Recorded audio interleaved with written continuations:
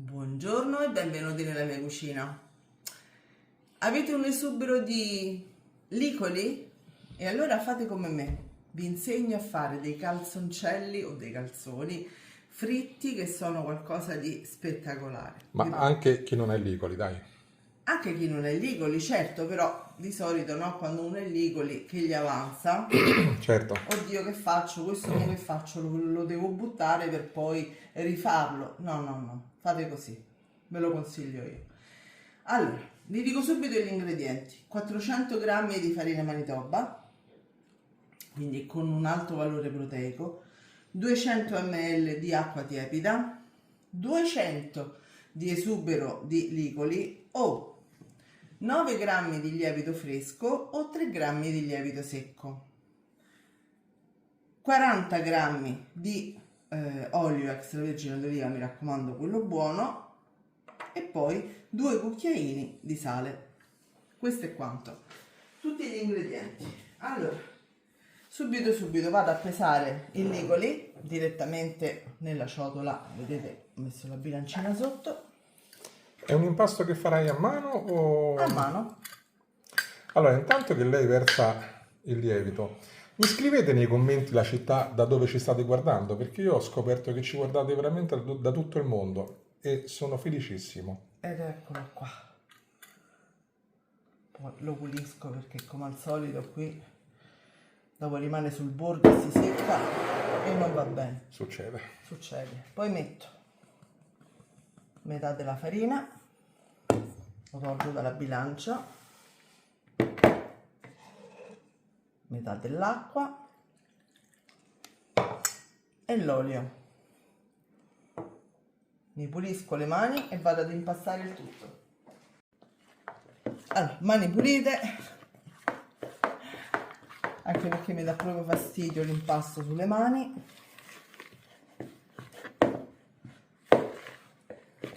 Do una mescolata in questo modo, poi metto l'altra acqua, non tutta, ma per volta l'altra farina. Ragazzi, ieri abbiamo già fatto questi calzoni perché noi proviamo prima la ricetta Certo. per vedere se è giusto poi farla e pubblicarla. Certo. Erano spettacolari. Io faccio prove su prove prima di farlo vedere a voi, Questo è anche il bello della cucina, di fare le video ricette. Eh sì. Ok, a questo punto possiamo mettere l'altra acqua, tutta, e il sale. E qui ragazzi dovete impastare fino alla fine. Allora, impastiamo tutto? Sì, ci vediamo una volta impastato il tutto. Allora, l'impasto deve risultare così, leggermente appiccicoso ma sodo. A questo punto che cosa facciamo? Continuiamo ad impastarlo per 4-5 minuti fino a che non sentite proprio che quasi non appiccica più, ok? Ci rivediamo tra 4-5 minuti. Adesso riposo per 30 minuti, io lo copro col coperchio onde evitare di mettere troppa pellicola, è la stessa cosa, temperatura ambiente, poi andiamo a fare la prima piega. Facciamo la prima piega, mi bagno le mani con l'acqua calda e ripiego l'impasto direttamente in ciotola su se stesso. Una volta fatto questo, rigiriamo l'impasto, lo lasciamo così per altri 30 minuti, poi faremo l'altra piega. Passati i 30 minuti facciamo l'ultima piega, poi copriamo con pellicola e lo mettiamo al frigo per almeno 3 ore. Dopo tutta la notte abbiamo tirato fuori l'impasto e adesso vado a fare un'altra piega. Dopodiché lo lasceremo fuori a riposare per un paio d'ore prima di utilizzarlo. Guardate già la bollicina. A questo punto facciamo la pezzatura, quindi dividiamo l'impasto in tutte parti uguali, diciamo da circa 50 grammi l'una, ok? Io ormai vado a occhio perché li faccio da tanto, quindi più o meno so che, ecco, questo più o meno so 50 grammi.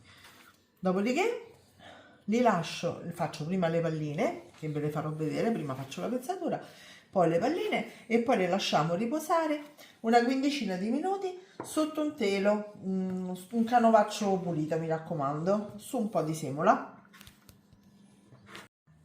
Allora, facciamo le palline, prendo l'impasto, lo rinnaccio, brutta espressione ma rende l'idea, tutto quanto sotto così, lo ripasso e poi faccio questo e le metto qui a riposare, magari a distanza di 2 dita una dall'altra, perché poi comunque è vero che sono già lievitate e tutto quanto, però ne faccio qualcuno più piccolo perché li volevo fare in un altro modo, ok?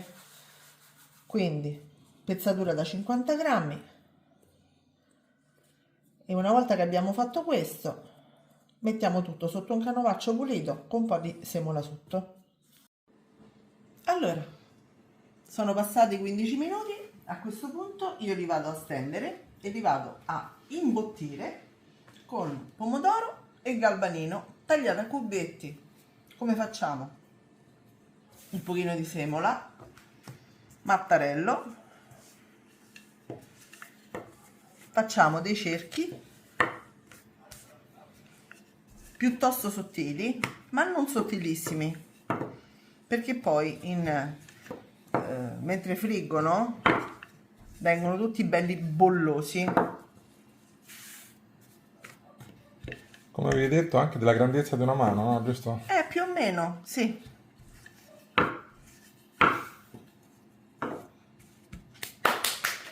Pomodoro. Il sughetto come l'hai fatto? Uno semplice... Semplicissimo, con pomodoro, basilico, olio e sale. Eccolo qua. E cubettini di galbanino. Li chiudo. Li sigillo bene bene. E li metto subito a friggere. Ci vediamo sui fornelli. Eccoli qua. Adesso li giriamo fino a che non sono belli dorati. E poi sono pronti? E poi sono pronti. Quindi ci vediamo per l'assaggio. Ci vediamo per l'assaggio. Eccoli pronti! E a questo punto, anche se sono ancora bollenti, sentite? E guardate, questo l'ho fatto con prosciutto cotto e formaggio.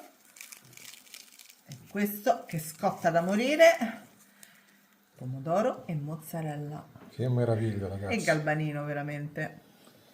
Che meraviglia! E allora, provate a farli anche voi, perché sono, oltre che spettacolari e buonissimi, anche abbastanza semplici. E ci saprete dire. Ci vediamo alla prossima. Ciao a tutti!